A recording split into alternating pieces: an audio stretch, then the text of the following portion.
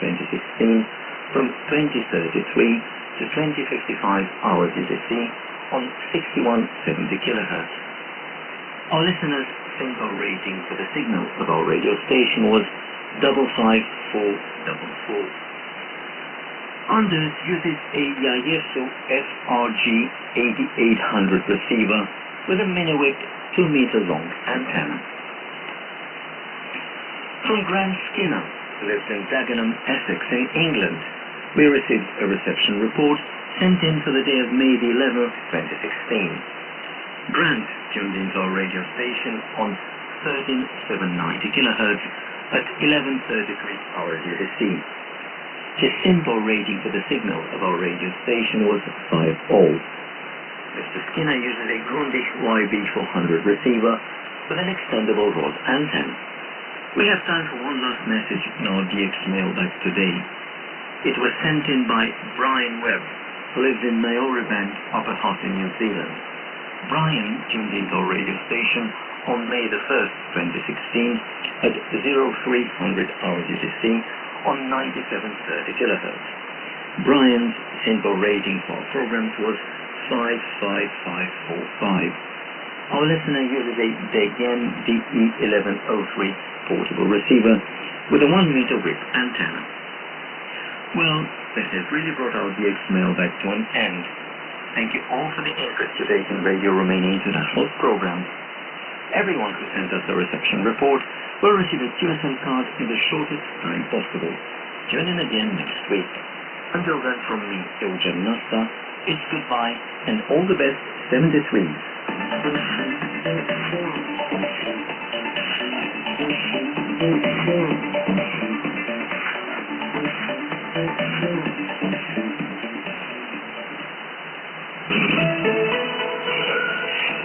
You're listening to Radio Romania International.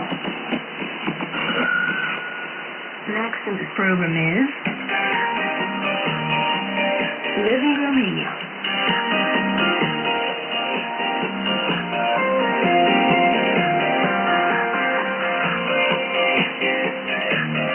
Hello and welcome to Living Romania. I am your host today, Kalinko Toyo.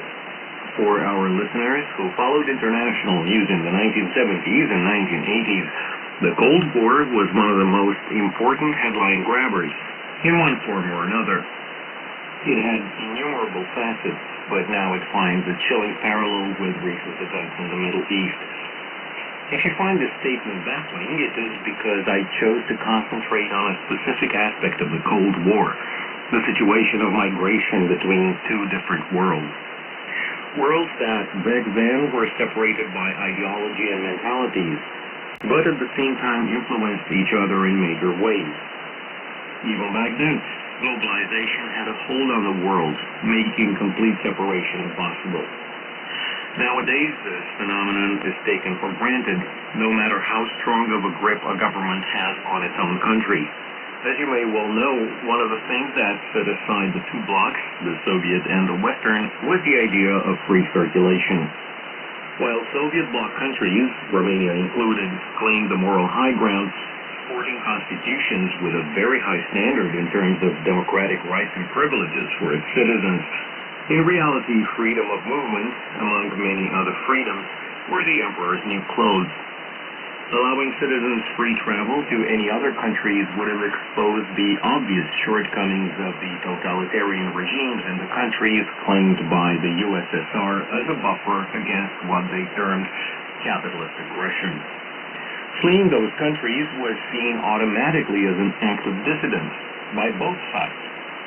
It would have been hard not to under those circumstances, considering the hurdles that a prospective fugitive had to overcome. Hundreds, maybe thousands, were shot just short of the border.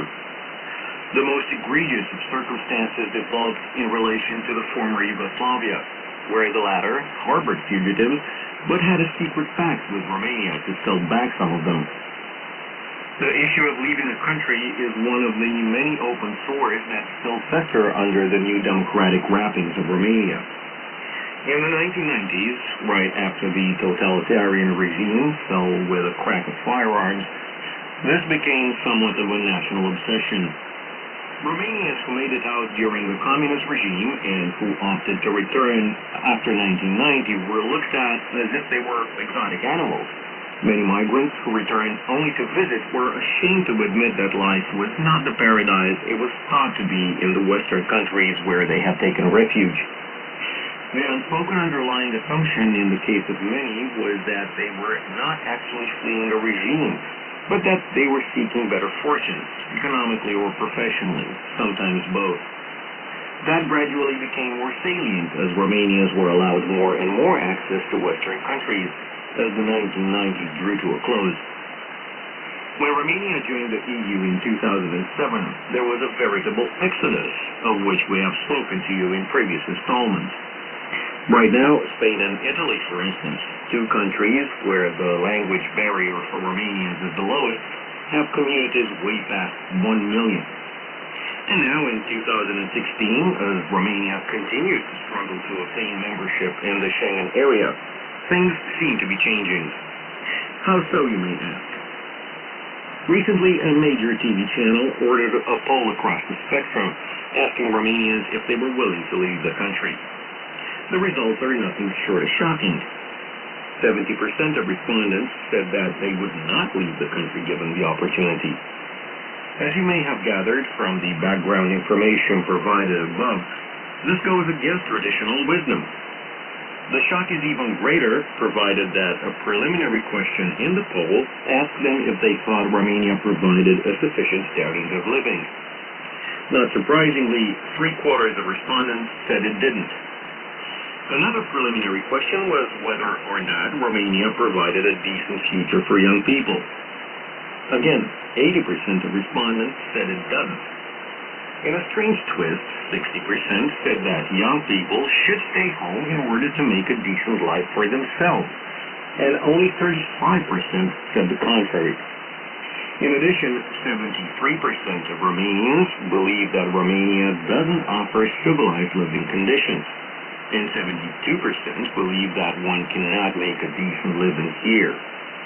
30% said they thought at least once of leaving the country, and 1/4 of those said that they plan on settling abroad for life. 3 out of 5 Romanians also said that they have at least one family member who has worked abroad at one time or another. In terms of preferred countries of destination, 6% would go to Germany, 4% to Italy, and 3% to Spain or France. The poll had a margin of error of 2.4%. It is an open question as to why, given the circumstances, 70% of Romanians don't believe it was a good idea to leave the country. Hoping to hear from you soon. For Living Romania, I am Călin Coțoiu. You are tuned to Bucharest, Radio Romania International. Romanian Without Tears. Welcome to a fresh edition in our Romanian Without Tears series. I'm Eugen Nasta. In today's edition, since the fine summer weather is back, we'll look at a few things that may be useful when going out for a meal. As usual, we start with a set of useful words and phrases. To go out for a meal. A mânca în oraș. Restaurant. Restaurant. Outdoor restaurant. Terasă. Invitation. Invitație. Menu. Meniu. To order. A comanda. Dessert. Dessert. Waiter. Kellner. Bill. Nota de plată. Chef. Bucătar, chef. Now let us use some of the words and phrases in meaningful communicative patterns. Am primit o invitație să mâncăm în oraș. We got an invitation to go out for a meal. Preferi un restaurant sau o terasă? Do you prefer a restaurant or an outdoor place? Ai putea să chem kellnerul. Could you call the waiter over? Au un meniu variat aici. They have a good variety menu here. Am dori să comandăm. We would like to order. Aș dori un singur fel sau două? Would you like one course or two? Nu cred că o să mănânc desert astăzi. I don't think I will have dessert today. Putem cere nota de plată. We can ask for the bill. Transmiteți complimente bucătarului șef. Send our compliments to the chef. That's all we have time for in today's Romanian Without Tears. Thank you all for the interest you take in Romanian culture and for being so keen on learning Romanian with us. Goodbye. La revedere.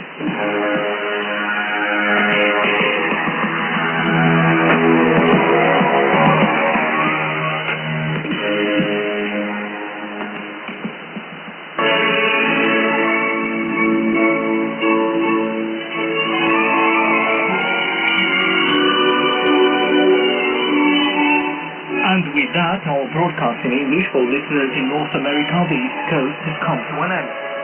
You can listen to our next program for North America, the East Coast, at 20:30 hours UTC on 11850 and 13650 kilohertz, as well as on the internet in WMA, MP3 and AAC Plus format at www.rri.ro channel 1. If you have any comments or suggestions, please write an email at engl@rri.ro. Goodbye.